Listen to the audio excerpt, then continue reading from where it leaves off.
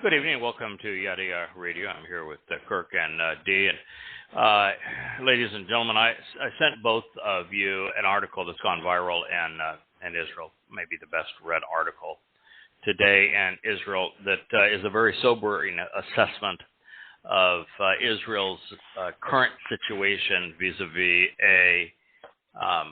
a very interesting kind of war. It's not a war with governments, although it has a government sponsor, but is a war of militias against Israel that it is very unlikely that Israel will fail. I'm not suggesting that Israel loses the capacity to exist as a country. I think, though, that it is something that will cause Israel to sue for peace, and the peace will be to give up Judea and Samaria, the West Bank, to give up most everything, such that the country is, as Yahowsha 17 describes it, as thinned at the waist and indefensible. So I want to talk a little bit about what I've been sharing for a while and why I think that Israel's in such dire shape. But before I do, what I'd like to share that with our listeners, that this is inevitable. It is going to occur. Yahowah was prolific in his depiction of what was going to happen prior to his return with Hamashiach and his son, Ben Elohim, Dowd, David. That his return is on Yom Kippurim in year 6000 Yah, which will happen at sundown, October 2nd, 2033.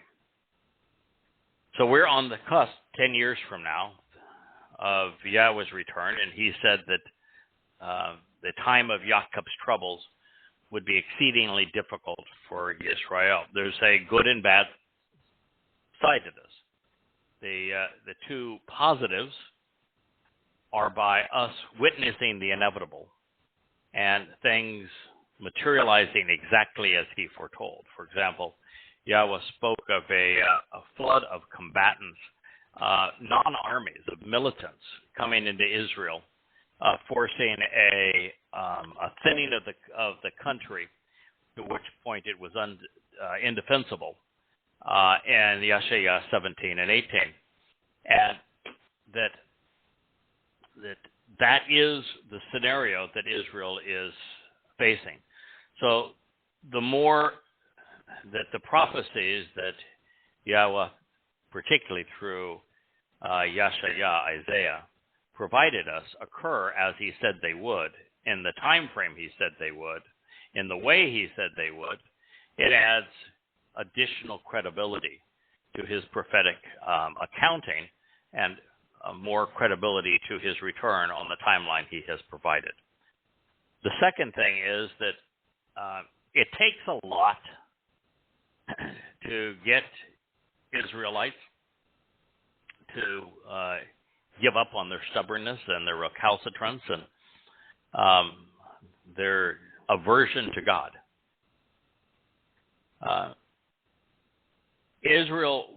The children of Israel were treated as slaves, and the men and boys were murdered, the women were worked to get as slaves in Egypt. And it took some 400 years before they finally said, we just can't take this anymore, and they cried out to a God they didn't even know. And yet, the moment that he released them, well, they began to go back to their own ways, even told him, we never want to hear your voice again. And then, of course, you have the waters of Meribah, one of the most tragic stories in the history of God's interaction with his people. And so it takes a lot to get through the thick skulls of the chosen people. They have, for example, banned the use of Yahowah's name. It's a tragedy. But you will never hear anyone outside of the covenant family who has come to know Yahowah through Yahowah even use Yahowah's name. They don't speak of the covenant anymore. They have no clue as to what the 7 Moed Mikre represents. And as a matter of fact, the most important of them, they no longer even celebrate. The second most important of them, they have inverted, so it's the opposite of its intent. And they have replaced it with these things with pagan holidays.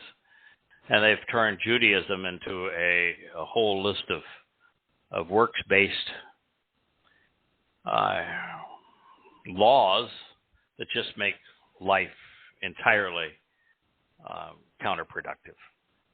So what God has said is that the only way that he's going to finally get a semblance of his people, a remnant, to forego religion and liberal politics, which is a real problem in Israel now, is to put them in a position where they have no other alternative to live. When it's either reach out to Yahowah and hope he responds, or virtually certain death because the religious and political institutions in Israel are failing. So those are the 2 bits of good news. The bad news is that lots of innocent people are going to die. That is bad news. So let me share with you what I think is Israel's problem. Many of these things were highlighted in this article. But I've been talking about most of these things now for the past anywhere from 5 to 10 years or more. Mm-hmm. One of these issues is that the United States is back to doing a deal with Iran, even recognizing that the Iranians cannot be trusted. They're so desperate to have a win internationally and politically, the Biden administration will accept anything. And so they have, even with Iran enriching uranium to nearly 90%, even with the cache of papers that the Israelis stole that shows that they are making a mockery of the inspections and of the agreements internationally, the United States is going to do everything they can to have an agreement with them. And, of course, the United States is in an impossible position. The Iranians don't want to negotiate directly with them. And because the United States has declared war on Russia, and Russia is Iran's principal ally, we are really screwed. And we have pushed Russia, China, and Iran together as a superpower. This is a clear and present danger. This alone would be enough to be very concerned for the future of Israel. The next point is the consequence of the United States having given Iraq and Syria to Iran. That was the consequence of our invasion of Iraq. I predicted it before we even invaded Iraq that we were going to make a bad situation worse, and in the end, we would give Iraq to Iran, which is precisely what we've done. We sacrificed 10,000 American lives, probably 1 million Iraqi lives, to make the region infinitely less stable. And just as we bombed Libya into the Stone Age, made it worse, did the same thing with Afghanistan, made it worse, we did the same thing in Iraq. And by giving Iraq and Syria to Iran, which they control both, it gives Iran a land bridge directly into Israel. And it eliminates Iran's only realistic military threat, which was Iraq. This is a terrible thing because they've essentially taken down the government in Syria, and Syria is now run by militia, the strongest of which is Hezbollah. And of course, with Hezbollah's enormous presence in Lebanon, we have yet another problem. The country is bankrupt, as is Syria. And bankrupt countries do desperate things. Hezbollah is responsible for it being bankrupt, and yet Hezbollah wants to blame everyone else. And when countries and political entities and religious entities have their back against the wall, their go-to choice is always to go to war, because people rally around their leaders at a time of war. That's what they're going to do. The estimates are that Hezbollah in Lebanon has between 100,000 and 150,000 rockets, and that they have many precision-guided drones and precision-guided long-range rockets that can land in the most populated areas in Israel. This is a serious problem because the next issue is that the Biden administration is resolutely anti-Israel. And it's more anti-Israel now that there is a conservative right-wing government, and even more anti-Israel since there is a leftist protest of that government, and that the protests are massive. And so it is likely that all Israel will get from the United States, who is their primary military supplier, is lip service. And this is a serious problem, because what's going to happen here is very different than what Israel has encountered previously. Before I address that, let's talk about some other things that have happened. One is that the U.S. dollar and American trade with the West is on the precipice of collapse because of BRIC. Russia and China now are exceedingly close, and they have courted Saudi Arabia by evidence of the Saudi Arabia-Iranian treaties and truces and reestablishment of diplomatic ties.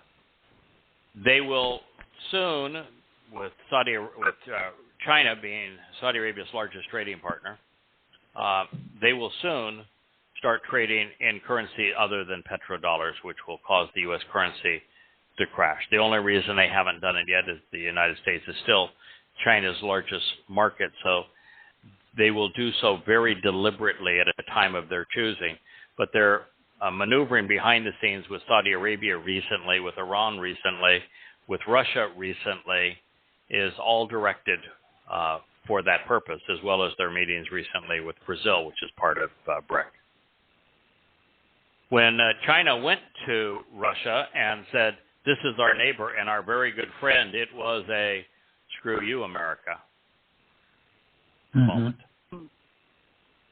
When they negotiated a peace treaty with the country that's supposed to be America's principal ally in the region, Saudi Arabia, it was a "screw you, America" moment. But the treaty between Iran and Saudi Arabia is devastating for Israel, because the only hope that Israel has of being able to keep the Iranians from developing a nuclear weapon is for the United States to provide long-range refueling aircraft and refueling tankers, and to get cooperation to fly over Saudi airspace and to have Saudi assistance. Saudi is not going to do that now. No chance of it. And Saudi Arabia made this agreement because when Iran used their drones to take out significant parts of Saudi's oil refining and extraction infrastructure, they recognized that Saudi Arabia independently is very vulnerable to Iran, and when that happened, the Trump administration did nothing. And so they do not want to be attacked by Iran. Puts Israel in a very vulnerable position. So now with all of those things happening, and with America milking every ally to try to get them to donate tanks and airplanes and bullets and fuel and everything imaginable to the Ukraine so it can fight its proxy war with Russia, and ripping bare U.S. military stockpiles to promulgate this war against Russia at any cost for however long it takes, no matter the death toll. We're all in a game that no one can win. Right. And don't know how to get out, and don't even want to get out. But the United States is so preoccupied with this and so stretched out trying to support it that when Israel calls and says, I'm out of rockets for the Iron Dome, it's going to be, well, call me back in 5 years.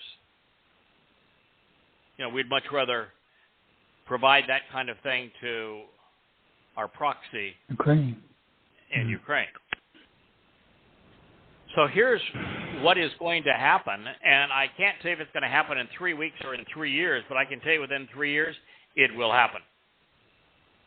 So the only question is, does it happen in 3 weeks or does it happen in 3 years? Because what I'm sharing with you now is absolutely, unequivocally going to occur.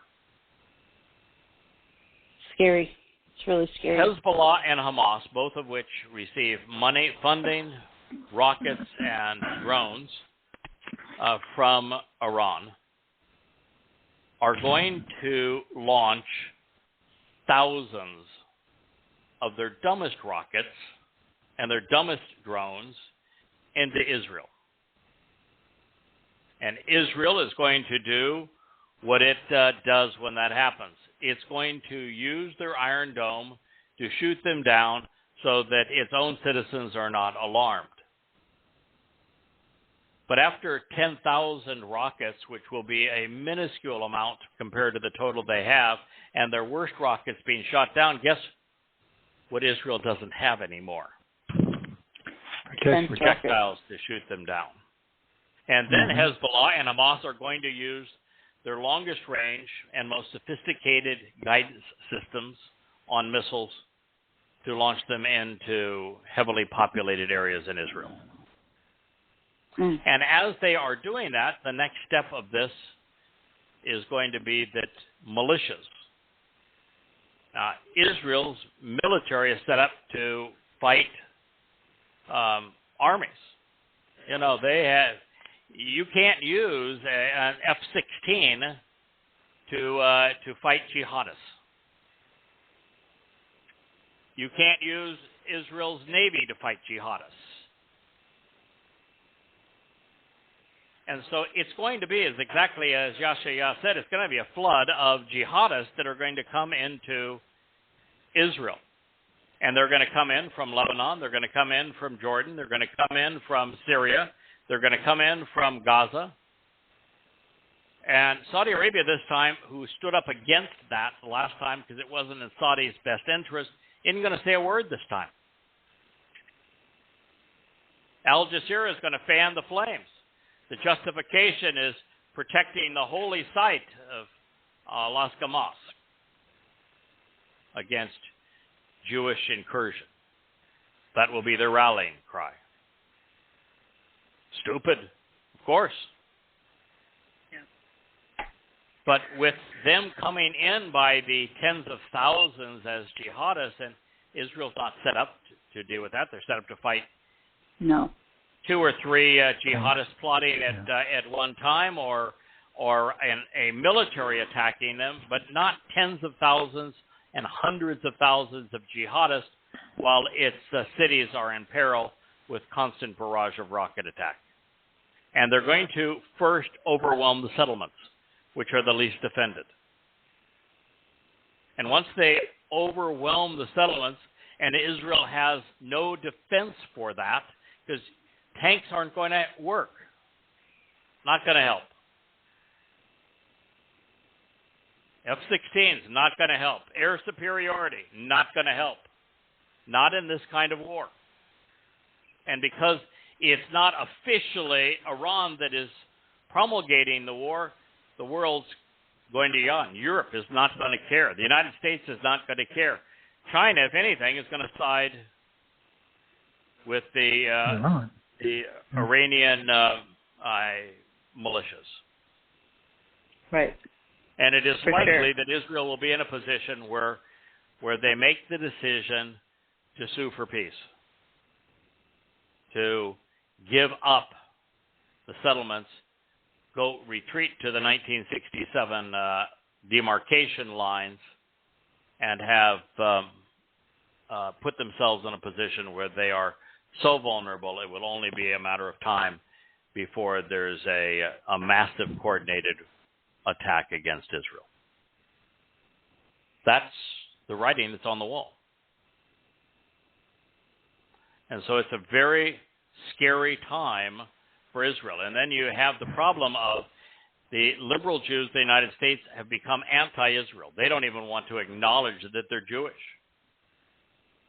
And in Israel, you have hundreds of thousands of leftist progressive protesters that are causing enormous disruption on an unbelievably foolish argument.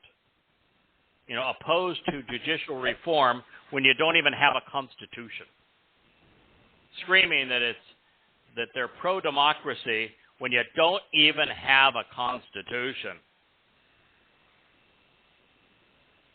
It's a desperate situation for Israel. Benjamin Netanyahu, who I'm no fan of because of his alliance with really nutcase right-wing wackos and mostly religious wackos. But they've just recently done polls in Israel, and Likud is no longer the most popular party. As a matter of fact, it's third. And Benny Gantz's party is now by far the dominant party in Israel if there were elections. So if Ben-Gur, who is the constantly claiming that he's going to take down the government, should he do so? And he's a whack job. And there were elections, you'd have Benny Gantz as the prime minister of Israel. And Benny Gantz has some good qualities. I think he's a steady hand head of the IDF, but he's gone from reasonably conservative to a moderate, and that's not going to work in Israel at this time. So that's where we are, and it's a frightening place to be in Israel. I thought that the article's sources were exceedingly weak, but the information that was being used and the reasoning being applied was unassailable, and it is all consistent with what we have talked about because we've read the prophets, and this is what they say. Okay. That said, my friend here, Captain Kirk, has requested. Hey. This is, the last two programs he's made special requests, so he must be flying the ship here. He's now requested that we share Mizmowr 22. Mizmowr 22 is an exceedingly powerful story. It presents crucifixion and death by crucifixion some 700 years before crucifixion was invented. And it speaks of the Roman flagella and how it would rip skin and tendons off a body, again, 700 years before there were even any Romans. But the most important part of the 22nd Mizmowr is it's written in first person by Dowd of his personal experience as the Pesach Gael, as the Passover Lamb. And it is undeniable that a man who proves his credentials as a prophet, and Israel wants to think of Dowd as a uniting king, and he was that, the great defender of Israel. He was the Messiah. But he's the Son of God. God calls him his son many times, calls him his firstborn as well. But Dowd is far more than that. Dowd is the Pesach Gael. It's his soul that occupied a body that served as the Passover Lamb. And more importantly, that served to take the guilt of Israel and the covenant members into Sheol and deposit it so that we would appear perfect in Yahowah's eyes. And we spent two programs really analyzing what it was about Dowd and his life as king of Israel that caused him to want to do this, because it was his decision. He volunteered for this mission. And his rationale was that 2 days of hell, really, 1 day of hell on earth, and the body that his soul was occupying being ripped to shred by Romans and then nailed to a death stake and tortured by the Romans while being mocked by his own people, followed by 24 hours in hell, where his soul, laden with the covenant members' guilt, went into hell on Matzah to remove the stigma and stain of religion and politics from our souls. That he figured, if I serve in that role and endure this hellish treatment for 2 days, then for all eternity, I will have earned the respect of my people. And Dowd's argument was a sound one, which is why Yahowah supported it. Yeah. All Dowd had to do is look at Moshe. Moshe was as close to a perfect person as you're ever going to meet. Man had character. Man had steadfastness. He was intellectually a brilliant, great orator, brilliant writer, wonderful leader, a man of courage and conviction. And yet, the children of Israel were constantly turning on him. And so Dowd who was a student of the Torah, wrote the 119th Mizmowr Psalm to explain every letter in the Torah. He knew that story as well as anyone alive. And he knew that Moshe, who was darn near perfect, couldn't earn the respect of Israelites. How in the world would Dowd then serve as the everlasting King of Kings over these people? Particularly since Dowd was no Moshe. Yeah, Dowd was a wonderful defender of his people. He united Israel. He beat back every foe of Israel. He conquered with very little consequence, but in terms of short term, with long-term benefits, Jerusalem built the city of Dowd. He was a great builder. He was the greatest orator and lyricist in human history.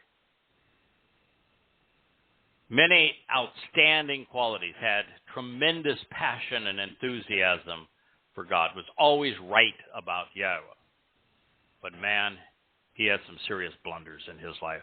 You know, Moshe's 2 or 3 mistakes were minuscule. Dowd's were massive. And so Dowd recognized the only way that he's going to earn respect for himself, respect with his father, respect with his people, was to do something that was, well, the most heroic and beneficial sacrifice in human history. He became the Passover Lamb and served to redeem our souls by going to the place of separation in Sheol in our stead. This was done. And Yahowah, when confronted with Dowd saying, this is what I want, this is what I need, this is in everyone's best interest, recognized that his son was right. You can't argue with right. And Yahowah also recognized that he had set this up so that it was Pesach opens the doorway to life.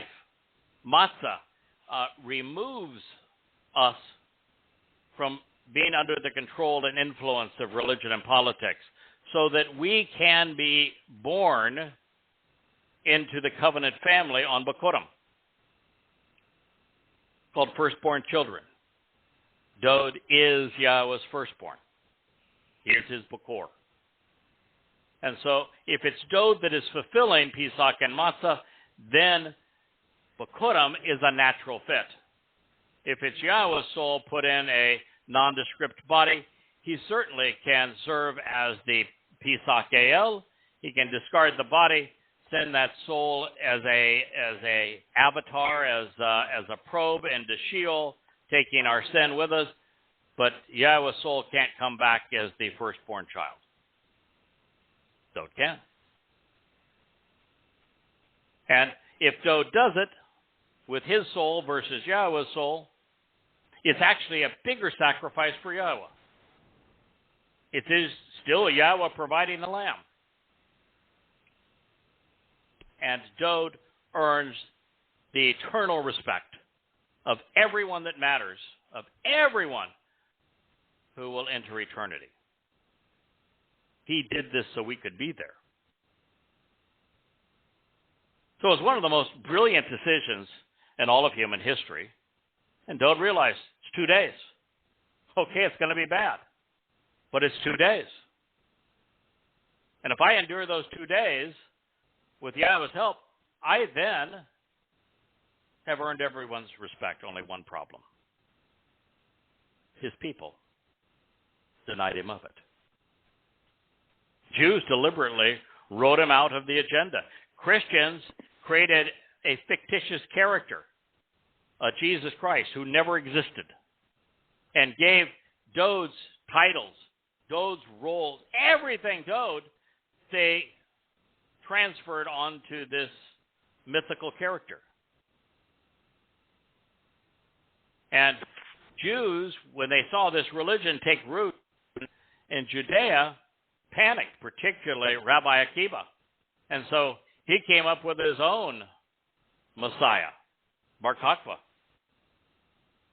That turned out really well. It brought the wrath of Rome on Judea, destroyed Judea, caused hundreds of thousands of Jews to be crucified, led directly to the diaspora, which led to the Holocaust. And yet this is the father of Judaism. Doesn't speak well for Jewish intelligence, does it? No, sir. So you have Jews denying that Pesach, Matzah, Bakodim, and Shabuah were fulfilled so they could get this Christian monkey off their back. And you have Christians creating this artificial caricature and the largest religion in the world by renaming a Dionysus character, an Odysseus character, Jesus Christ, and having a dead god on a stick be their symbol, and rob Dowd of everything he had done. And that was the state of affairs until a few weeks ago. And Yahowah is very forthright, saying that we would find this, and we would share it, and it would change the mindset of Jews and Goyim to such an extent that there would be a joyous reunion on Kippurim. So the story we're going to tell about the 22nd Mizmowr is exceedingly important, so long as you understand the motivation behind it. Why Dowd volunteered to do this, and why Yahowah agreed. So this chapter, which has not been posted yet, and it's not going to be posted until I've written several more chapters. I have done all of the heavy lifting for them, which is that I want to go into every meaningful prophecy that is usurped by Twistians to create this caricature, this fictitious individual Jesus Christ. So you'd start, for example, in Daniel 9, where it talks about a Messiah being cut off but not for himself. That'll be my next chapter. Speaking of Dowd, Dowd is actually the speaker, and it only mentions Dowd. The son a child who is born, a son who is given, mentions Dowd in the middle of it. Speaking of Dowd, a voice calls out. There's only one name mentioned. It's Dowd's. The story of the sacrificial lamb of Isaiah 53. It opens by saying, "Do you know who the Zerah are?" Because if you know who the sacrificial lamb is and the Zerah, then you're going to understand what follows. Well, the principal Zerah is Dowd. And so, all the way through, I'm going to take every one of these and demonstrate that they're overt. They're either written in first person by Dowd, as is the 22nd Psalm, or they're written by the likes of Yahowsha, and Dowd is the only person who's named. For anybody that's saying, oh, yeah, but this is really tough, you tell me there was no Jesus, I'm telling you there's not even an Yahowsha. But most certainly there was no Jesus Christ. And I say, well, how's that possible? Well, why don't you tell me something? How come Yahowah has enough prophetic revelations that even the smartest person given 40 years of their adult life would have no chance of comprehending all of them? I mean, there is so much prophetic revelation about the fulfillment of Chagmasa and later of Yahweh's return with Dowd. Why don't you tell me why the only name that is mentioned in every prophecy regarding each of these two is Dowd? And there isn't a single prophecy. If this Jesus Christ character is supposed to be so goddamn important, why isn't there a single prophecy that mentions his name? Not one. And why must every prophecy that you want to usurp to give credit to him have Dowd's name in the midst of it? You think God's that stupid? That the most important name ever, I'm going to never share with you? It's never provided once, ever, anywhere. It's the most ludicrous thing in the world. I'm writing a chapter now, if I could just finish it this afternoon, where I'm saying that the three greatest villains, the three people that Dowd goes after, are Peter, Paul, and Akiva. They're the three men that started the mythos that there was this mythical character called Jesus Christ and that he stole everything that God afforded Dowd.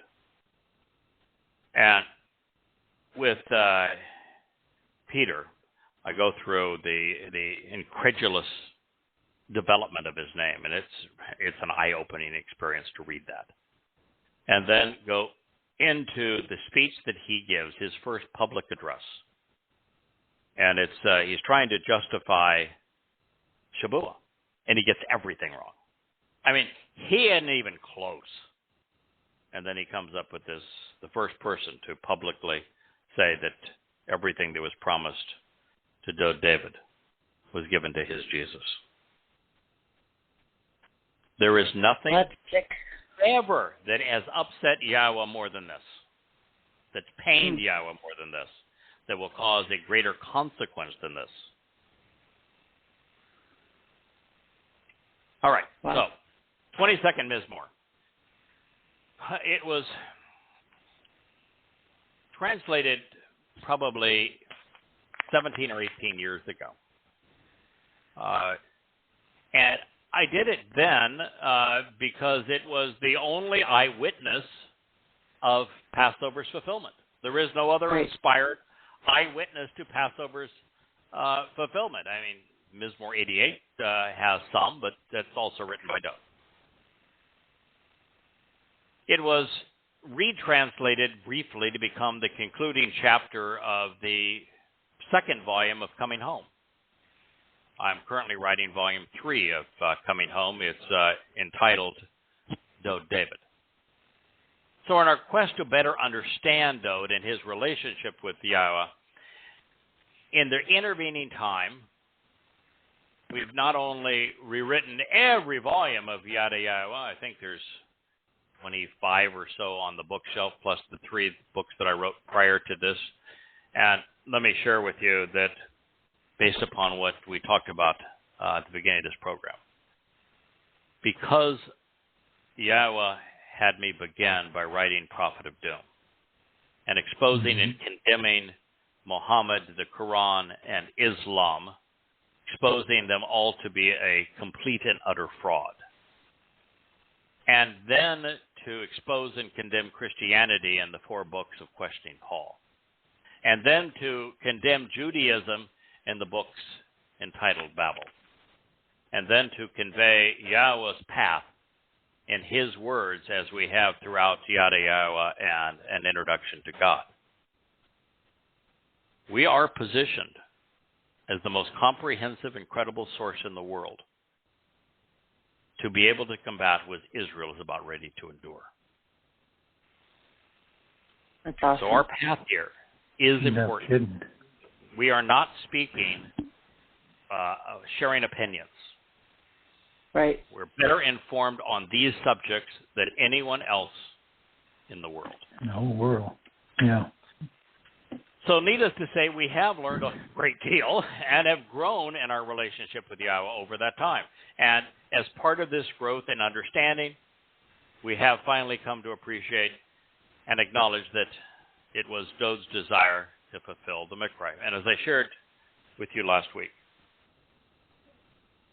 started grappling with this. In fact, it was in this chapter that I pulled out of Coming Home 2 to present This Way and Now Coming Home 3, Volume 3, that talked about the possibility that Dowd was the Pesach El. It said this is written in first person. It certainly speaks of him, and we never denied it. The only reason we didn't go there is unless you understand the motivation, it seems it's like something Yahowah would never accept.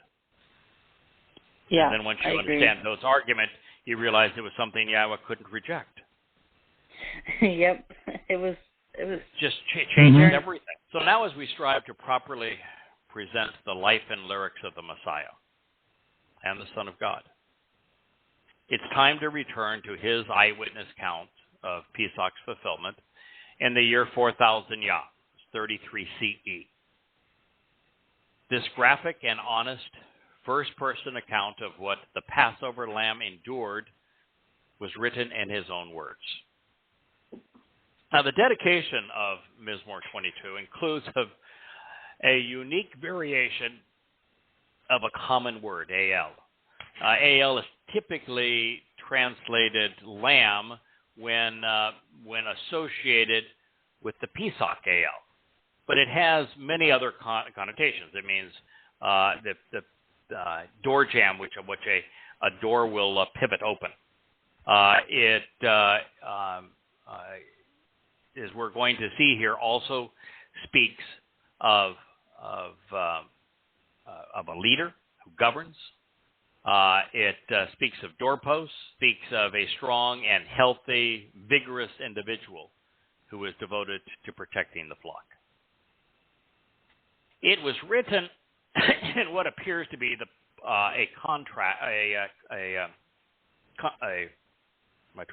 contraction. I'm still operating here with about half of my brain cells tied behind my back. The reason is that I got another round of COVID, and it just gives me debilitating headaches. They started to dissipate 3 or 4 days ago, so I am on the mend. But with the headaches, particularly since I start at 5 in the morning and it is 7:45 here, it's a long time to look at a computer screen when your head hurts. So I beg your indulgence if I stammer from here to there. Certainly. No fear. It's part of the job to work through these kinds of things. So it's not a complaint; it's just a observation for you. So I think it was written as a contraction in the plural, and rather than OWTH, just the TH to signify plural. So I think it conveys all of these different things. So I'm going to translate it that way. Dowd wrote, "To the glorious director and everlasting guide, Laha Natash, concerning the approach of the brilliant conductor and preeminent orchestrator." He's speaking of Yahowah, of course. According to, and this is Aleph, according to the leadership of the ram, the lamb opening the doorway, leaping like a buck. The plural of Al, ram, or a male lamb, the leader who governs, the door jamb or doorpost, a buck or stag, and one who is sufficiently strong, healthy, and vigorous to protect the flock of the dawn. You read an English translation, it's going to say the doe of the dawn. But doe would be A-L-A. It would have the A-H ending to make it feminine, and it doesn't have that ending. So it cannot be doe, and it wouldn't describe the A-L, which is masculine, in the ram. So the glorious director and everlasting guide to the glorious director and everlasting guide, according to the leadership of the ram, the lamb opening the doorway, leaping like a buck of the dawn. Dowd describes himself quite often using the term buck. And it's a graphic depiction of someone who is nimble, who is able to show kind of great joy and the way that they make progress and journey through pastures and life. And so this shepherd looked at the great bucks of the region and realized what a graceful, fast, and agile individual. And so this is a very special and agile ram that is opening the doorway. And of the dawn is insightful in this because he wasn't very bucky on Pesach. He wasn't very bucky on the beginning, the morning of Matzah, because he would have been in Sheol.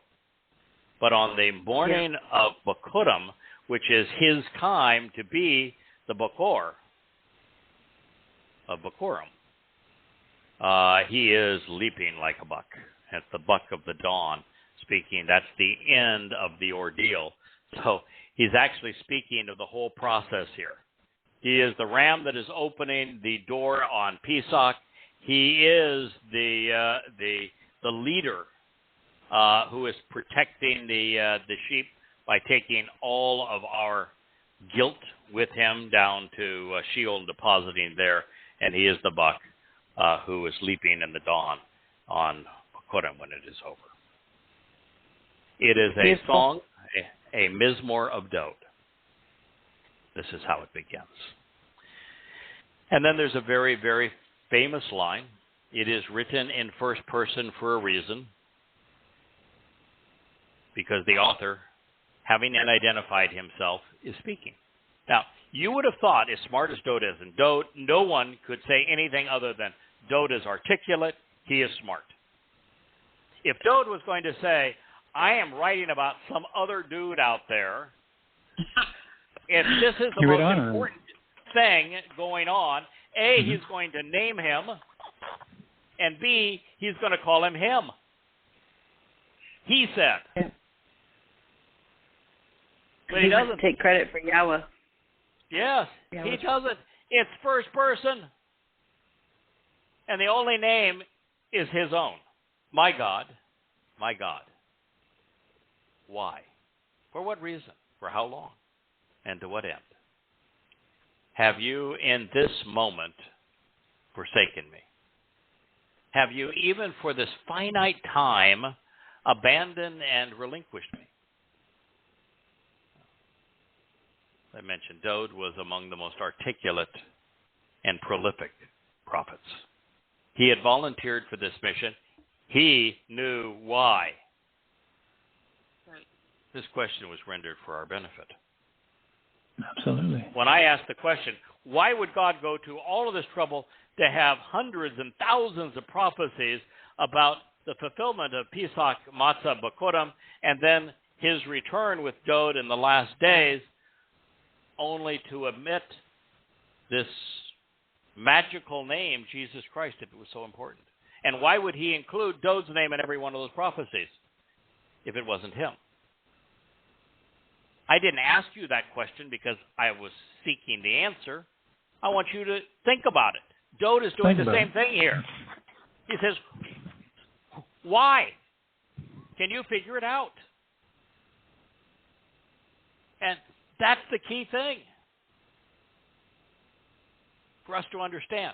Azab, which is the word that he used for separation, of abandonment and damnation, is distancing from God. So that we know at this moment, Dowd's nefesh was en route to Sheol. Profoundly important in this case, Azab was scribed in the call stem, which means interpret it literally, genuinely, actually, but more important than that, in the perfect conjugation. What does the perfect conjugation mean? Complete. Yeah, Complete action, one and done. It's a time-limited event. Finite time. Yes. Yeah. A finite time. That the imperfect conjugation is on an ongoing period of time. Perfect conjugation, finite time. So Right. this separation was going to be for a finite time. Happened to be 24 hours. Might have seemed like a longer or shorter period of time to him. It's really interesting, the whole concept of a black hole, that when you're subjected to great energy and great amounts of mass or matter, time slows. Sure. And so 24 hours on Earth could have seemed like a second to somebody in an environment where time slows. So what would have seemed like a second to him on the event horizon, for example, of a black hole, could well seem like the full 24 hours to us. That makes sense. So it was a very, Yahowah said, okay, we're going to do this. It's not going to be any fun, but we're going to do this. He's going to have his son experience that black hole, that environment in Sheol, for the absolute limited amount of time. And the time was 24 hours on Earth. But 24 hours on Earth is not 24 hours in the event horizon of a black hole. Not even close. Not even remotely. So it could have seemed just like a second. So it was written in the perfect conjugation, which limits the amount of time the separation would occur. Now, keep in mind that while Dowd is relating his own experience, he is not able to do so until it's all over. He will be taking us in and out of the timeline as he recalls his perceptions as these monumental events play out. He has already lived through them by the time he is telling us about them. So prior to Pesach, Dowd's soul was resident in a nondescript body, one which would soon be discarded. I can't tell you how, and it wouldn't matter if I could, how Dowd's soul was put into the embryo of a woman whose name we do not know body. A lot of reasons for that. One is, as scientists, we haven't got a clue as to what a soul is. We know that consciousness is the thing that defines animal life versus plant life, and that a animal with a soul, with consciousness, is capable of observing and responding to their environment. Plants don't have them, animals do. We know that when it departs, the body dies and decays. We know why it's there, the body is alive. We can't measure it. So it isn't something that I'm in a position, or anybody can be in a position with what we know to say this is what a soul is comprised of. We know when Yahowah speaks of a soul, the soul represents the totality of who we are. Yahowah doesn't care what we look like. He doesn't care if you're 5'2" or 7'6". He doesn't care if you're in shape or not in shape. He doesn't care if you're blonde or redhead or a brunette. He doesn't care. Doesn't see any of that. He looks at your soul. Your soul is the sole repository of your character, of your persona, of your experiences, of your thoughts, of your memories, of your proclivities. We all have different proclivities. If you were to have me draw something, I can't even draw a good stick person. And Kurt, is a renowned Looks like a artist. hay. Yeah, it's like a hay. I can draw a hay. So we have different proclivities. I'll work with Kurt's you. a nice guy. I don't work on being a nice guy. That, to me, being a nice guy is useless. I want to be a right guy. But Right. That's all I care about. I want to be right. Me too. And to be committed to being right and to share what's right. I don't really care how you feel about it. And so, we all have our proclivities and attributes. Our soul is the reservoir of those. We're taking those things with us. The body is meaningless. So the body that Dowd's soul was placed in was irrelevant. Now, in this case, according to Yahowsha, it was nothing to look at. Okay? It was irrelevant. Dowd was hanging in it because he had a job to do, and he'd committed to that job. And so we know that Dowd's soul, which when Dowd ended his life as king and breathed his last as king of Israel, his soul was taken to Shamayim to be with Yahowah. It had been with Yahowah at this point 1,000 years. His body, dead and buried, we don't care. He didn't care about his body. The body is meaningless. That's why bodily resurrection is so stupid. It's counterproductive. The soul is what counts. And so Dowd's soul was always enveloped in Yahowah's spirit. Well, we know it was from 8 years old, which pretty much is his whole life. And so it looked perfect to Yahowah. It was protected. It was empowered. It was enlightened. That's what happened when he was anointed at 8 years old. It's enveloped in the set-apart spirit. It goes to Shamayim. The set-apart spirit, still enveloped over his soul, takes his soul, places it into to his mother. And later in this chapter, I'll tell you about the conversation that Dowd had with Mom, which had to be a funny one.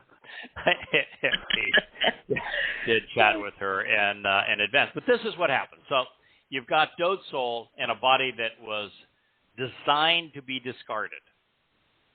And prior to this moment, he had enjoyed the comfort and encouragement, the perfecting nature, the enlightenment and support of the Ruach Kodesh, the set-apart spirit, who was his constant companion during his prior life. Therefore, with her departure, there was a massive void.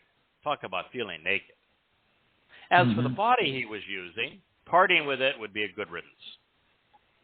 It had once been so ordinary, it was never described. And now, it was a gory mess. The Romans had ripped its skin off, its tendons and bones with their whips, and now were anguishing it further by nailing it to a death stake.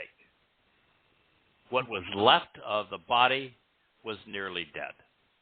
And having served its purpose, it would soon be incinerated in accordance with the Torah's instructions, never to be seen again. That's just the facts. That's how it happened. So the next line, this is Mizmowr 22:2. Far, rakok, remote in distance and time, separated in space, alienated and no longer in a state of close association. Away from my liberation and deliverance are the words of my anguished groaning. Shaka ani, of my roaring moan as a lion, my guttural cries in torment. It's the roar of the lion, as Dowd represents the Lion of Yehudah, that is blazoned on all of our books. Yes. The realization that Dowd's soul had a long way to go to accomplish the mission is particularly relevant. Pesach is just the beginning, the first of 3 successive mikra over a 7-day period. And while the most visible Passover, it is Passover. It isn't actually the most important step in his journey to, or ours, to God, because that occurs on Matzah, when we actually begin heading home. Now, there's a common mistake made by Jews who believe that Passover is the main event. They all talk about having the 7 days of the Passover holiday. No, there's not 7 days of Passover. It's 1 day of Passover. Chag Matzah is 7 days long. Passover is just the first day of Chag Matzah. Matzah is just an ingredient now to religious Jews. But no, to Yahowah, it's the whole Megillah. I don't think that's a Hebrew word. And it's so clear. It says Chag Matzah. It's not obscure. Yeah, everywhere. Mm-hmm. No, you don't have. We did a program last week on Yahowah had to say about Chag Matzah. And it's every superlative Yahowah has in his book, and he's got a bunch of them. He applies to Chag Matzah. Yeah. It's the event. Overwhelmingly Passover so. is just the first day of Chag Matzah. Passover is the doorway. So the children of Israel had a wonderful meal on Passover. They had a good night's sleep on Passover. Moshe and Aaron were summoned to Pharaoh, and Pharaoh said, "Hey, get the heck out of here. This is not working out for me anymore." Yeah, it opened the door. Yep. And they walked out that door the following morning. Yes, it's still Passover, but they didn't get out of Egypt that day. Even if they were able to walk 60 miles, which would be Herculean, all they got to is a pass that was between the land of Egypt and the Sinai, which wasn't part of Egypt. Egypt had military outposts there. None, however, where the children of Israel crossed. Yahowah said, "Don't go up there. Go down here." They're thinking you're going to go up there. Don't go up there. Go down here. Even today, if you look at the route they took, there isn't a single village or town. Nothing. So it's not part of... They were in the wilderness and had walked out of religious and political and economic and military oppression on Matzah. And the symbolism, they were born into the covenant family on Bikurim as they gushed out of the Gulf of Aqaba arm of the Red Sea. That's the visual that Yahowah is trying to convey to us. So it is important to recognize that the way that religious Jews celebrate Passover as if it were the event is the way that it is advanced in Ezekiel, where Passover is the only mikre Satan wants to pervert and then maintain. Of course, his idea is he wants to eat Dowd on Passover, which is probably not the proper way to celebrate it. But nonetheless, it's the only one. He mentions matzah, but it's the way the Jews celebrate it. It's an ingredient. Eat it. And so Satan was inspired by Satan. It's Satan's, Ezekiel was. It's Satan's autobiography. And unfortunately, undoubtedly, rabbinical Jews got it from there. Embrace it. Yeah. And it's just flat out wrong. It's inconsistent with Yahowah's teaching. This is indeed the opposite of what Yahowah had to say about these 3 days that would play out during a week-long celebration of life and family. God calls this time Chag Matzah, the party of matzah, of unyeasted bread. Accordingly, Passover is the doorway to unyeasted bread, leading to firstborn children, and therefore from Dowd's position during Pesach, the main event still lay before him. Now, I've shared this thought with you previously, but when speaking to puzzled Jews about this realization, I asked them what happened to the Israelites during the first observance of Pesach. And they will claim liberation, but the answer is nothing. They had a lovely dinner and went to bed. They were freed from and left Mitzrayim on Matzah as they passed into It took me a second to get it, but I got it. It makes sense. Yes. And if you look at where they camped out, That campsite is in a pass right above where Suez is now, that takes you from the land of Egypt, and that area that they called the Black Land, that was watered by the Nile and therefore livable for them. And it takes you from that moment on, you're in the Sinai that doesn't support life. Right. So they had left the political and religious land of Mitzrayim, and they entered the wilderness in Sinai on Matzah. And therefore, while their lives were spared by Pesach, when others around them lost theirs, they walked away from religious and political corruption during unyeasted bread. And once free, they became the children of Israel, as they were symbolically reborn when emerging from the sea on their way to the promised land as family.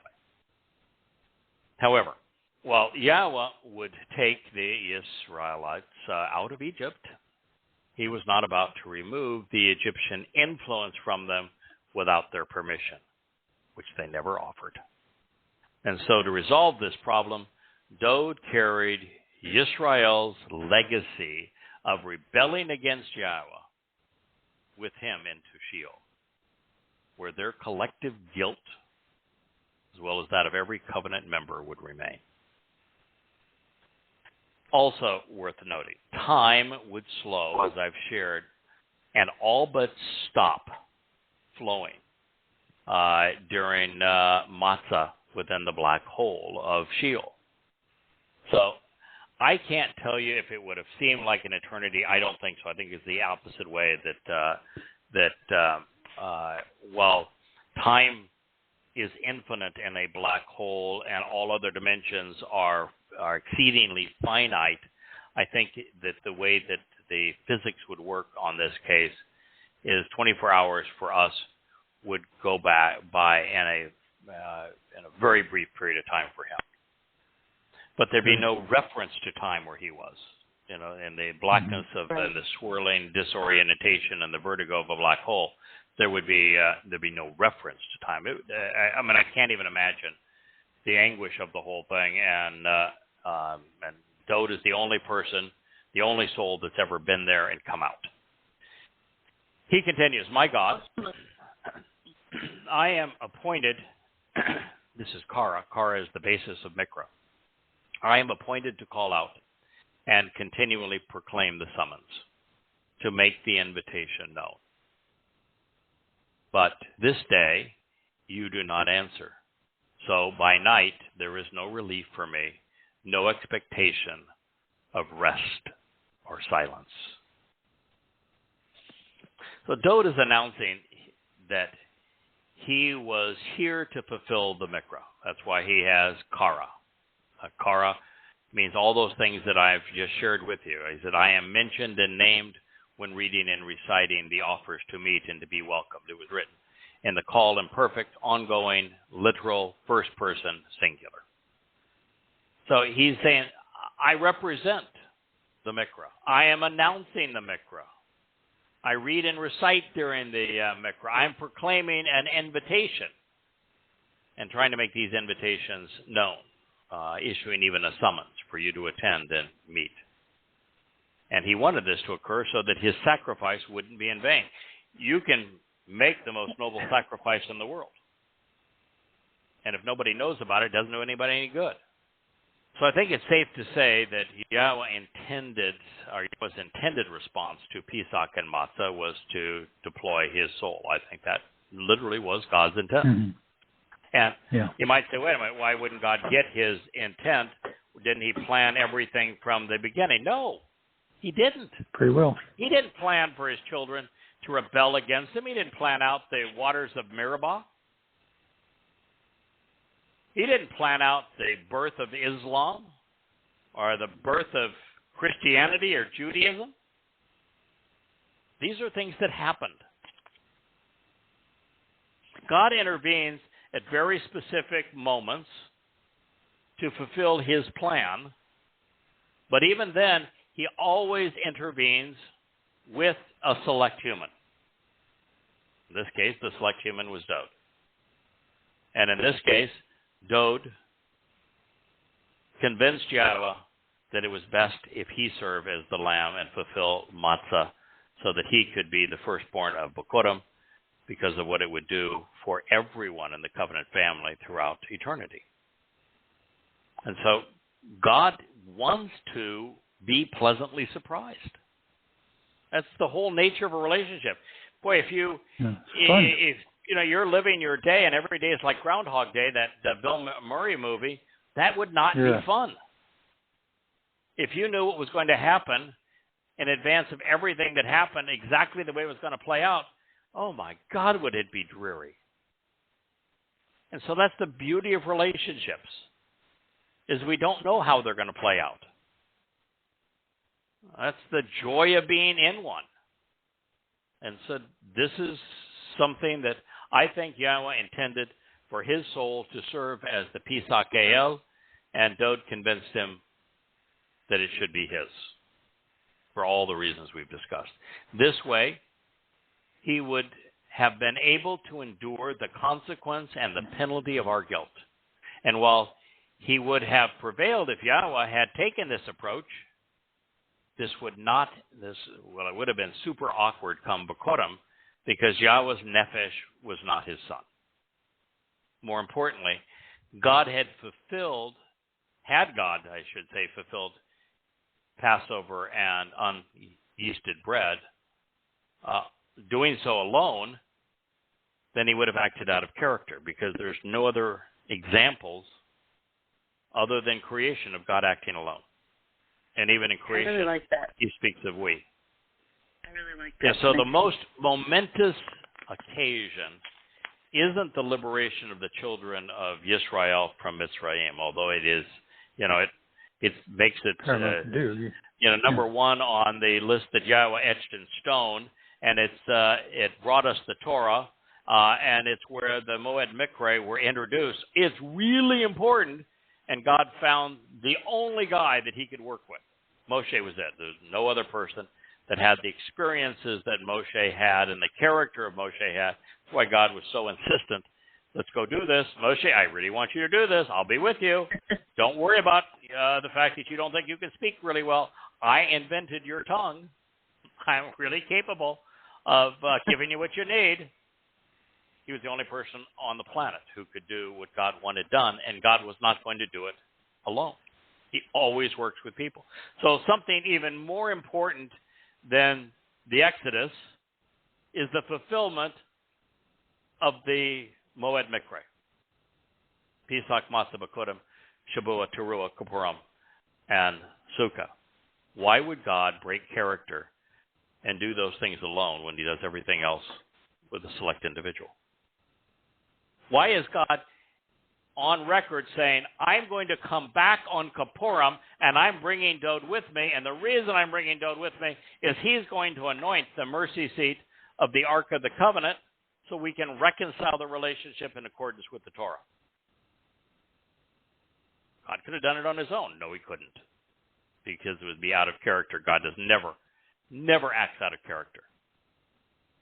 And so it is in God's character to work with an individual who is willing to do this. Even now, 22 years ago on Teruah, he said, hey, you, stupid. I got a job to do. No one else is willing to do it. It's not my style to work alone. I know I'm pretty desperate here to reach out to you. I got no other options. I'm the only deal in town. Not exactly how the conversation went, but should have. However, look at the result. We're going to short form today. 22 years later, 8 to 10 hours a day. Today will be 16 hours, 6 and 7 days a week. Look at the bookshelf. Look at the radio.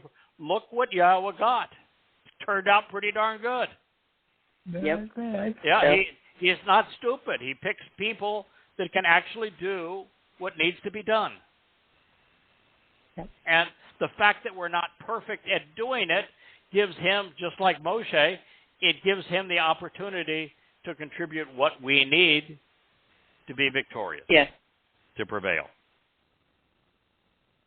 And it also Interesting. dumbs it down a bit so that people can understand it. God's so smart and so fast that it's much harder for him in our present state, as different as we are, to take it directly from him. But if he shares it with us and we take enough time to say, oh, yeah, I've read this now 500 times, I think I get it, then we can convey it in a way that other people can get it.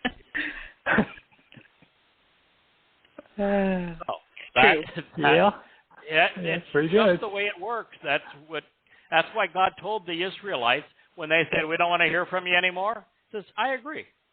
I got a better plan. I'll speak for this guy. I wasn't really here to replace him anyway. I like working with him. I was just here so that you would know for certain I was speaking to him and through him. That was the whole point. The whole point wasn't to usurp working with Moshe.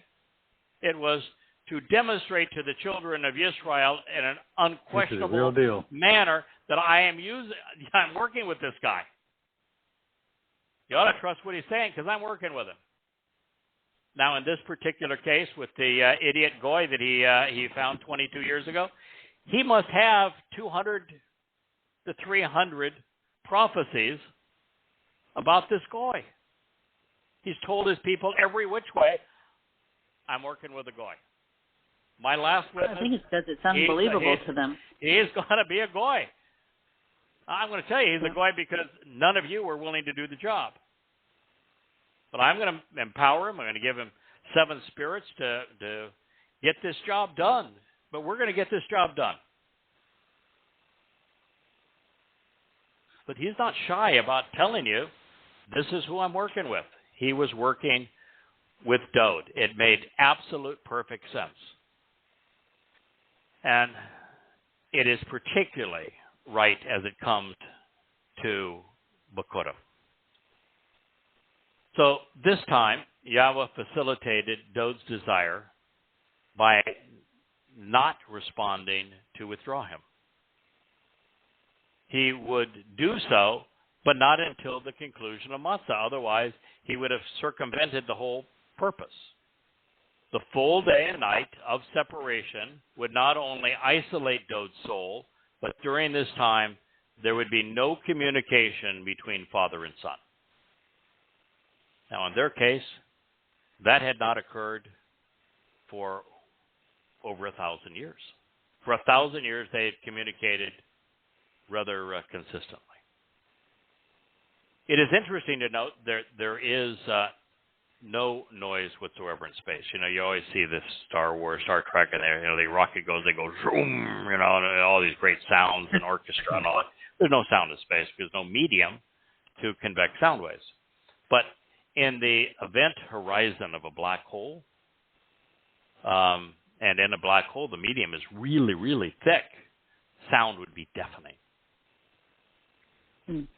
So when he says it's loud, that's exactly what you would expect. In fact, as you increase in dimensions, if we were actually liberated in the fourth dimension of time, the noise of the fourth dimension would be more than our brains could handle. We couldn't even process. It would drive us crazy. Wow. So he is actually telling us a profound truth about the dimensionality experience that he was going to endure.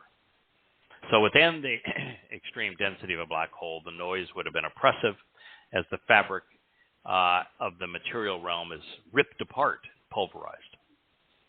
Would have been anguishing. When allowing his soul to enter Sheol, Dowd had to implicitly trust Yahowah. And to an extent, we can only desire. And no soul had ever been allowed to escape. This would be the first and the last.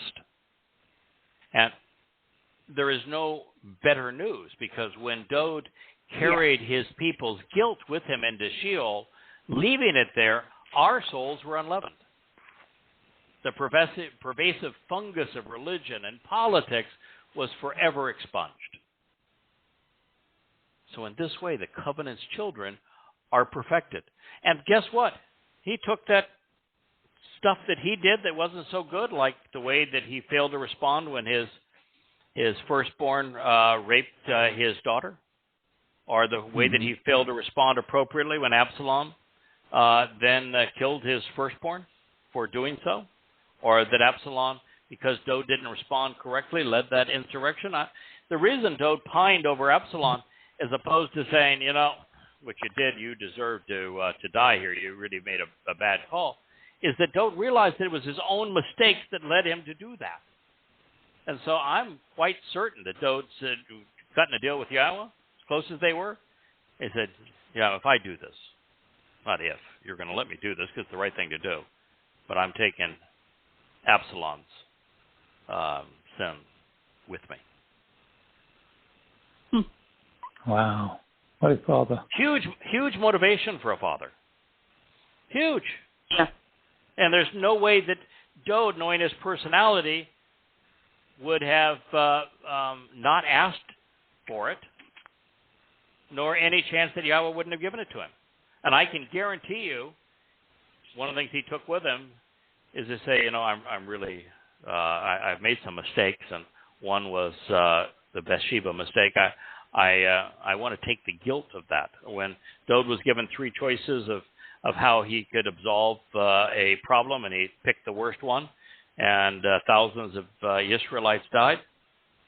He took also those things with him. They don't exist anymore. In eternity, we get to celebrate the Dowd who glows as brilliantly as and is as radiant as Yahowah. That's the way Yahowah has seen him, by the way. Gratified? Yeah. That's how Yahowah has seen him all along. Yeah. Do you think that's why the Torah will be ratified? Do I see what now? Do you think that's why the Torah will be ratified to erase those records? I guess I'm not. My hearing isn't good, or the microphone, or something, because I don't understand your question. Okay. Never mind. Okay, carry on. Okay, I'm sorry. Maybe you can. No problem. You'll send it to me and I'll read it. But no, it's hard for me to understand the question. So, projecting his thoughts towards his father and recognizing that they were now on opposite sides of the universe, Dowd reminisced. He said, "You are set apart." One of the most important aspects of Yahowah's nature. Mm-hmm. You're not common, which means you're not religious. You're unique, distinct, separated from all this gunk of mankind. So you're set apart, living to establish the renown and reputation of Yisrael. You know, it's an interesting thing that Dowd, in addition to representing himself, he represents Yisrael. He's the good and the bad of Yisrael.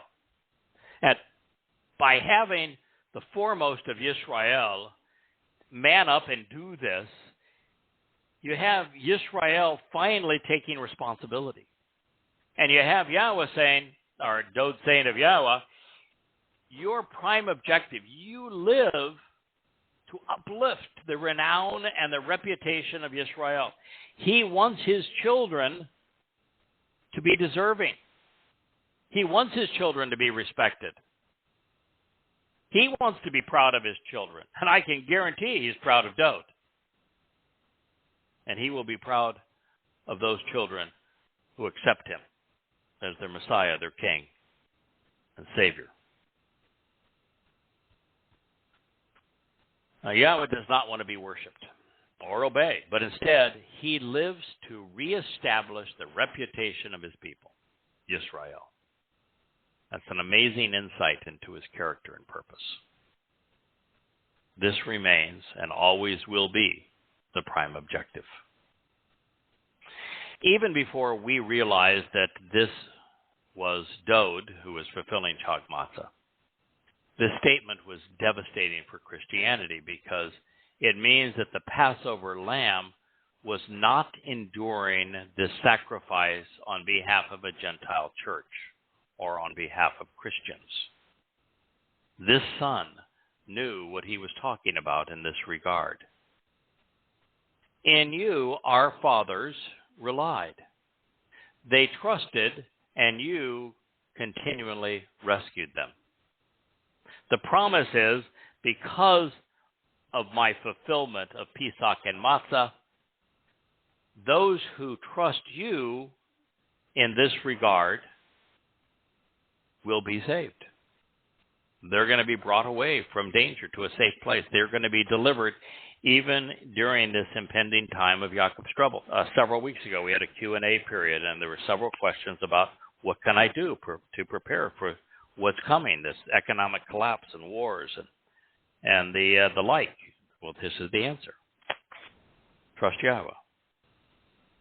Trust Yahowah, and it doesn't matter what happens. God is consistent. When we rely on him, he delivers. Unfortunately, it has been a long time since, Israel called out to Yahowah. 3,400 and some years. And yet, on this side of the Exodus and with the Torah before us, the first step home begins by summoning Yahowah by name. That is pervasive in the last days prophecies. You aren't going to be part of the remnant who will witness Dowd's return with Yahowah if you're not among those who is using, loving, claiming Yahowah's name.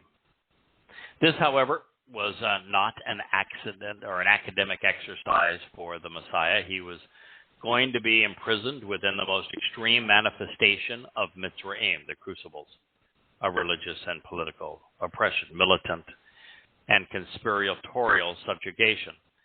As the plural YM contradiction of my to consider it, and the implications of Sarah, so Mitzrayim, plural, the im, the mitz in the beginning of it is to ponder the implications of, and Mitzrayim, therefore, would be consider the implications of being confined and anguished. Consider Yahowah's liberation of the children of Yisrael as they were enslaved in Mitzrayim, and how that serves to foreshadow what God would do for and with his son. So this is his plea. Dowd is identifying with Yisrael at the most magnificent moment in their long history.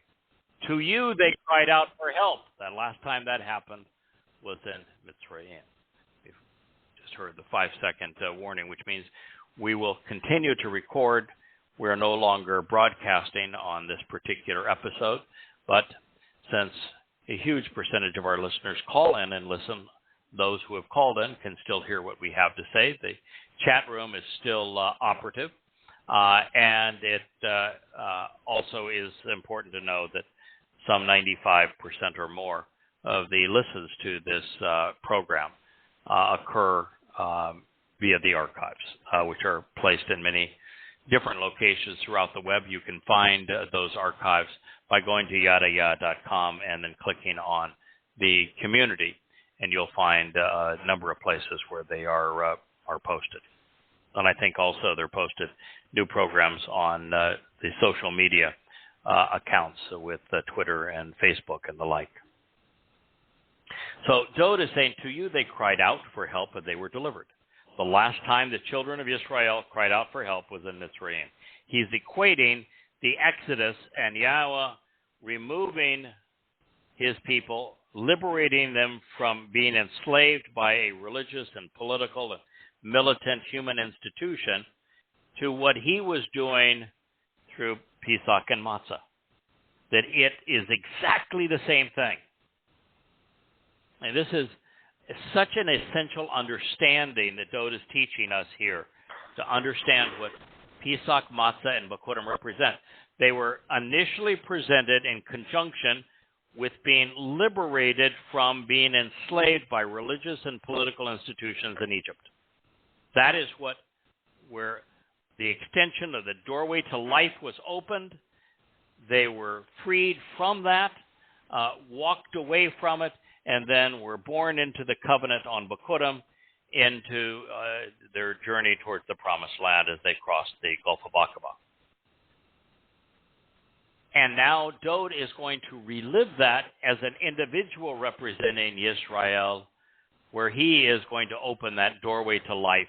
He is going to go away from and take away from us all of the gunk and the stigma and stain of religion, and then experience what it's like to be born into Yahweh's covenant family. So just as the children of Israel cried out for help, and they were delivered, that's what's going to happen for those who seek deliverance by what Dowd has done through Chag Matzah. In you they trusted and relied, and they were not disappointed nor disapproved. There is another extension of this concept of applying the Exodus experience not just to the initial presentation of Chag Matzah, and not just to the fulfillment of Chag Matzah, but to Dowd's return on Kippurim. Mm-hmm. And this is because they're coming out of and away from the time of Jacob's troubles, of confinement, which is the exact same word. It's the core word that defines what Mitzrayim represents, Sarah, is the word that is used for the time of Jacob's trouble. They're coming out of exactly the same process where Yahweh was opening the doorway to life, removing the stench and stigma of religious and political and military oppression, this time through the final and last chance of Yom Kippurim, so that he is providing reconciliation, and that all those who are waiting for Yahweh will be part of this wonderful family reunion. It's the same thing playing out 3 times, all around the same individual. Now, Moshe delivered the message regarding these 3, the concept of the Moed Mikra, and particularly the first 3. So Moshe delivered the message. Dowd was the fulfillment. So what we have here is that Moshe delivered the children of Israel from the torment of civilization, from being oppressed and worked to death by an authoritarian religious and political regime. And while their lives were spared on Pesach, they were liberated from the controlling influence of religion and Egypt during Matzah. Next, their preferential circumstance would be short-lived. And that made it evident was made evident by the perfect conjugation. The Israelites had, unfortunately, bonded with their captors and took their preference for false gods with them. So they were not disappointed, unfortunately, called perfect, short term, because of their actions.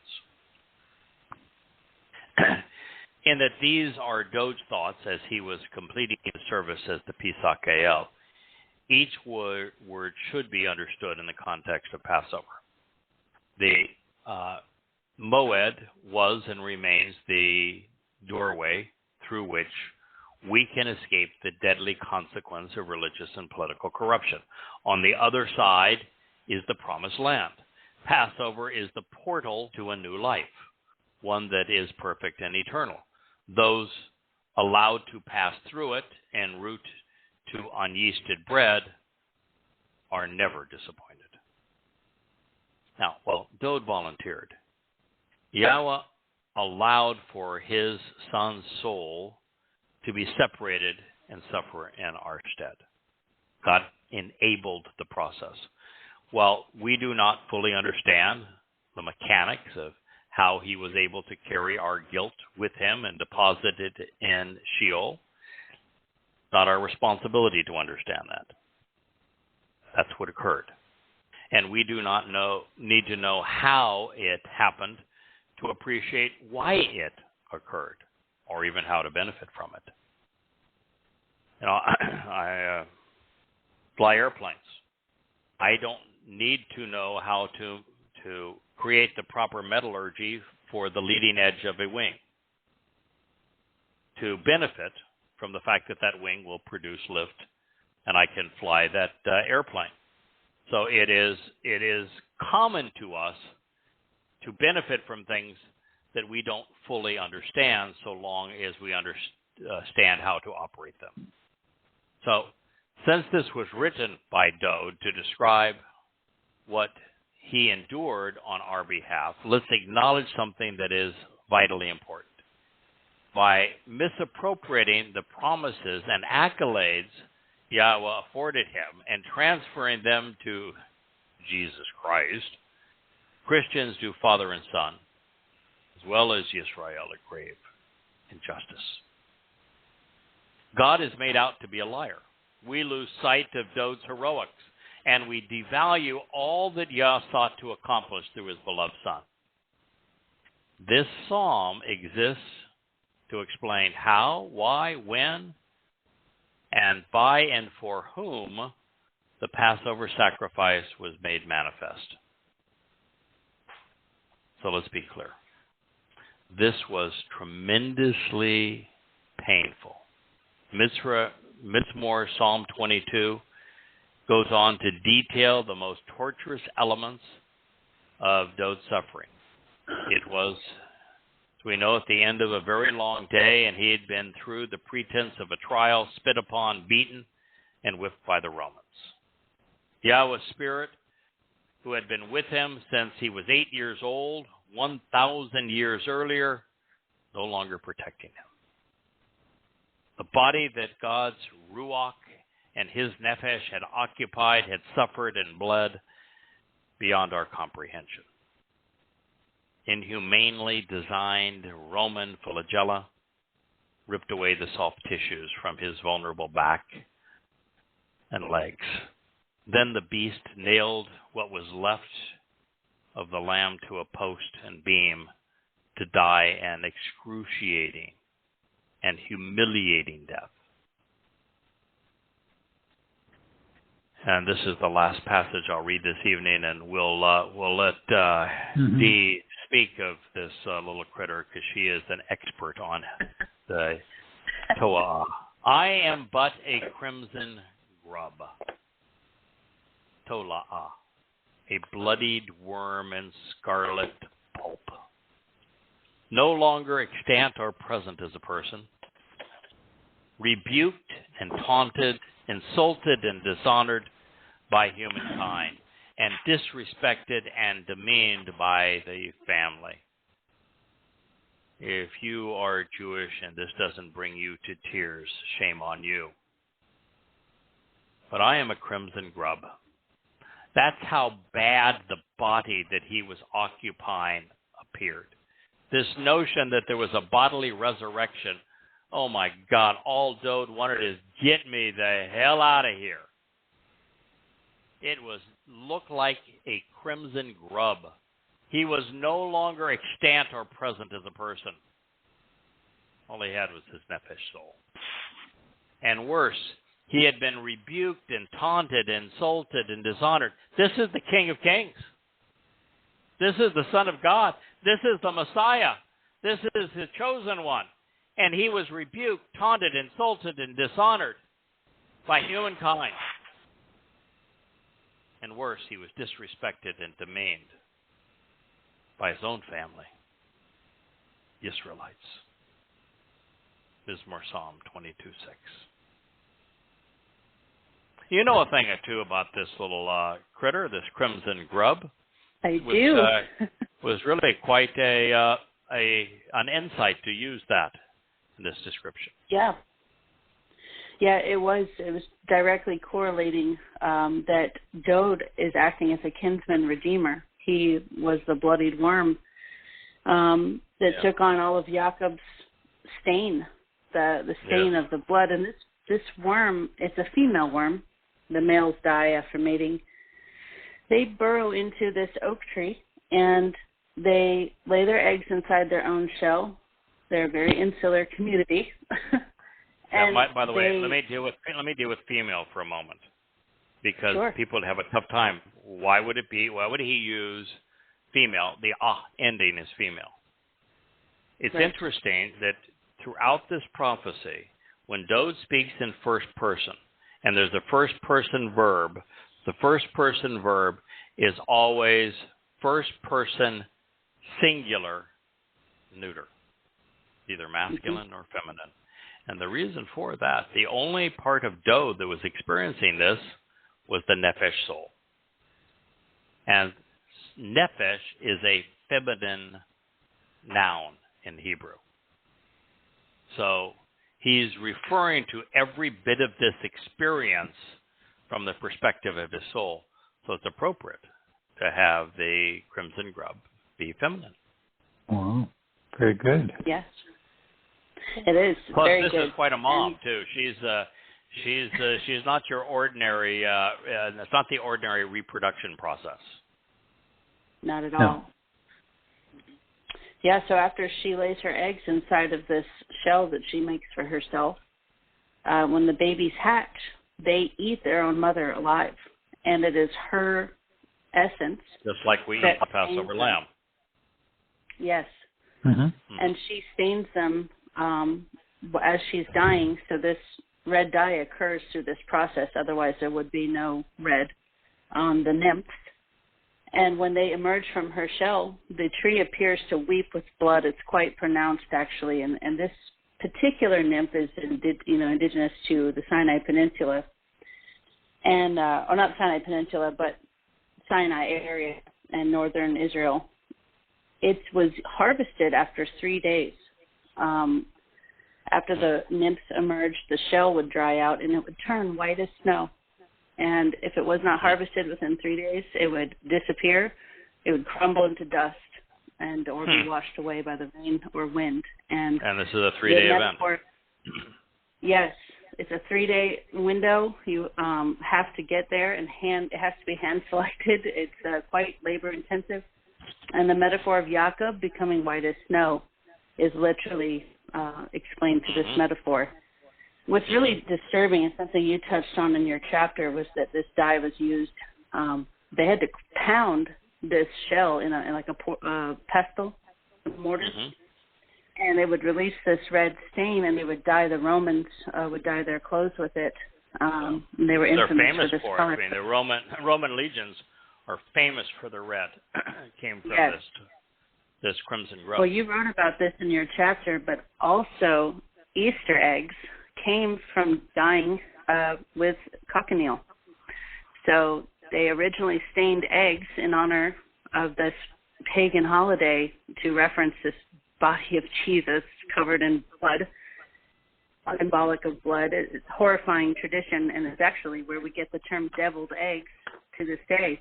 Comes from this practice in Rome and really the Middle Ages. So the worm has such an intense, it's this tiny little worm, but it means so much. And the metaphors you can obtain from it are really interesting. Yeah, and this dye was used. Go ahead. I was going to say the thing that's also interesting is that Dowd's Mizmowr and Yahowah's prophetic account are hand in glove. They are they work together. Yahowah is the primary prophet to describe the things that Dowd would fulfill, and then Dowd writes of them in first person. So regarding this worm, this tola'ah, when you talk about it being prophesied, Yahowah, Isaiah 41:14 reads, "You should never be afraid, O worm of Jacob, of Yisrael. People of Yisrael, I myself am here to help and support you," prophetically announces Yahowah. Your kinsman redeemer is the set-apart one of Yisrael. Who is the kinsman redeemer? Well, who is the set-apart one of Yisrael? Yahowah only names one person as the set-apart one of Yisrael. Dowd. Dowd is the kinsman redeemer. You can't be any more kin than Dowd. Yep. My Absolutely. So you worm it. That's the way prophecy actually works, hand in glove, with Right. Yahowsha explaining precisely what is occurring here. Anyway, we've gone well past the normal end of our program. I'm delighted that I had my internet guy here today, and we didn't go dark on you. Thank you. So I was able to get the whole program in, give it a little bonus time since I was cut off last week. Thank you for all spending this Shabbat with us. I appreciate your contributions as well. And we look forward to sharing more from Mizmowr 22 and honoring Captain Kirk's request here that we do this. I will tell you that I just finished a chapter on Mizmowr 31. And I think that Mizmowr 31 is the most intellectually stimulating of all the Psalms. It is so brilliantly written and so many profound insights. It's one of those, though, that I'll tell you, this one's reasonably straightforward. Mizmowr 31, you better have your dancing shoes on because it is brilliantly, insightful.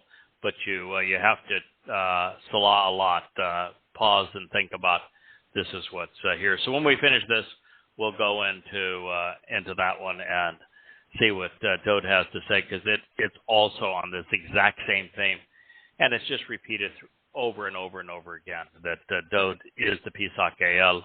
He is the fulfillment of Chak Matzah. He is the Bakor, or firstborn children, and he is the greatest and first beneficiary of Shavuah, a soul that is enlightened and enriched and empowered by Yahowah. And even on Teruah, which is what we are fulfilling, our job is to announce Dowd calling his people home and Dowd's role and making it possible for them to come home. And that Dowd will soon be returning with Yahowah. That is the purpose of Teruah. And Dowd is the living embodiment as it comes to the fulfillment of Kippurim. He's coming back on Kippurim, and he's the one that is anointing the mercy seat of the Ark of the Covenant. And Dowd is the king of Sukkah, forevermore, being king of Yahowah's restored universe. That's God's story. It's a brilliant one. We love it. We hope you enjoy it as well, and that you choose to be part of Yahowah's family. It is the best choice you could ever possibly make. So with that, happy Shabbat to one and all. Look forward to being with you this time next week, and Shabbat Shalom to one and all. Shabbat Shalom. Night, yo. Bye. You too.